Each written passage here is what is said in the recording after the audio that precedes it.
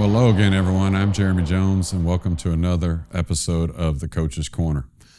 What we'll be going over today, I think, is a very, very important part of different ways to play shots. The thing we're going to go over here is rolling your ball with English and how important that is.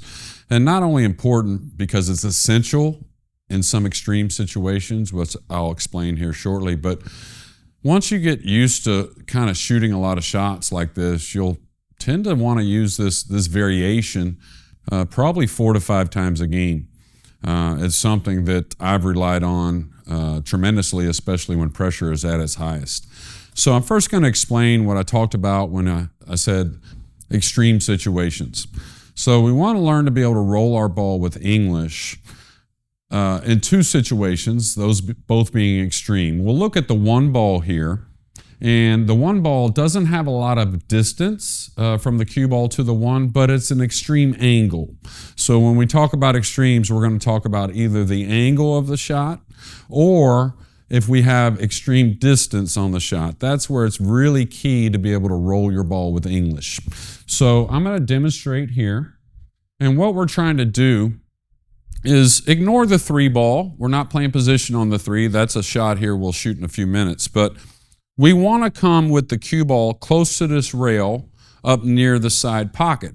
Say we're playing position on a ball that's on the rail here near the piece of chalk. So if we look at this one ball, initially, if you didn't know better, you would think, I got to draw this a little bit to come backwards. Makes sense. And I got to put a little right English on this to help it. Makes sense. But the thing about if we had to put a draw stroke off of this extremely thin angle, what normally happens to be able to get the draw on the ball, we have to apply speed. So now when we apply speed, now we can't slow the cue ball down to this rail. It's just going to get away from us just because the draw stroke it's required to have some speed on it. So what we learn to do here is move our tip position to the right, get a lot of spin on the ball. And when we talk about getting the most spin on the ball, remember the equator with right English is where the maximum amount of right is. If we put a little high with this, we're kind of quartering the spin and we don't quite get the full effect of the right English. So again, if we learn to roll our ball, there's a little curve of the cue ball, which creates a little better angle. Also, what we've learned in past, with a good stroke, a follow-through stroke, we get a lot out of the spin, meaning we can hit the one a little thicker and the right English will throw the one in, and the thicker hit will also promote coming a little higher with the cue ball with the right English. So I'm going to demonstrate. Now, one main thing that was gone over in other episodes is it's very easy, especially when we go a little more extreme with the side spin, to want to hit that spin at impact, really apply the hand, kind of making sure the spin's on there, making sure maybe we put a little extra. And what happens is we start to deal with a lot of deflection. So remember, we want to roll through with the hand. We really don't want to hit at the ball with the right English. It actually works against you and it's very hard to repeat. And remember, the stroke is always quieter at impact than the right hand and the hit of the cue ball. So we'll have less deflection. Anytime we have less deflection, we end up arriving with more spin on the cue ball when it hits the one. So I'm going to demonstrate nice little roll your ball stroke. Don't be afraid of the tip position on the equator on the right side of the ball. And then again, we really promote touch.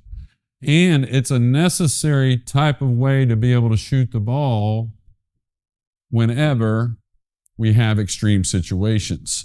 So you can see a little bit of Neufeld here, which is great. Doesn't quite grab the right English as much as I anticipated, but you can still see the touch was there. Now another situation that comes up oh so often is, let's say this is the last ball before the 9. We break the balls, the 9's almost always near the spot. So we're a little thin here on the 5 ball, but it's the same exact situation. If we tried to draw the ball with a little left English to come here, that's certainly doable.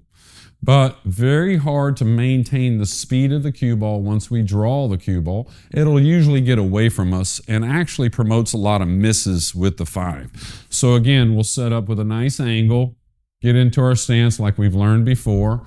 And again, this is one we want to try to add the right hand at impact. Try and ignore that. Just keep the swing going through impact and everything will be at its best. So again, the desired position is here. The reason we need to roll your ball is this extreme angle, and we don't want to lose the cue ball speed. So now a nice little, you can see how easily that ball came back without drawing it at all. And I maintained the speed of the cue ball pretty well. Now this new felt, it got away from me a little bit, but you can see overall. Now we're going to go with a different extreme. And what I mean by that, the first two were extreme angles. Now we're going to look at distance. So our prime position for the cue ball, something that comes up all the time, is say we need position on a ball down the table. We're going to come 2 rails into this position. So from distance, it's hard to draw off of this to get the desired route and still maintain the cue ball. Now, if we're close to it, that's where preference really comes in, because you can draw the ball and hold position. You can do a number of things, right? So when we're talking about being close to the ball, now that becomes where you can use a little more of what you like. But this is definitely a shot you need to learn.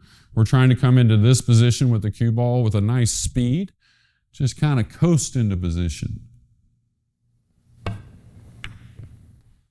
You can see there, I created a new angle for the cue ball with the spin and the swerve of the cue ball. And my speed control is always going to be at its best whenever I'm just kind of rolling the cue through the cue ball. So stay away from hitting at it. And if you ever want to look someone up, Efren Ray has kind of made his living rolling his ball with English, and he's a pretty good one to follow. So I hope you enjoyed this session, and we'll do more soon.